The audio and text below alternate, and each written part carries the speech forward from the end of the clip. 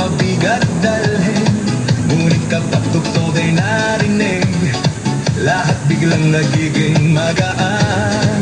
Mga paa kusanan gumagalaw, kamay sabay na ipinataas.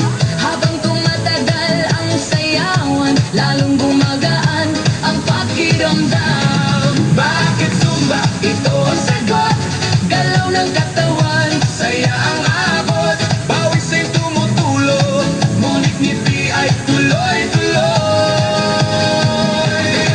Bakit Zumba? tanong ng lahat, Di mo gumagaan ang bigat, habang sabay ang bawat galaw. lumalakas ang buong katawan. Hey, hey!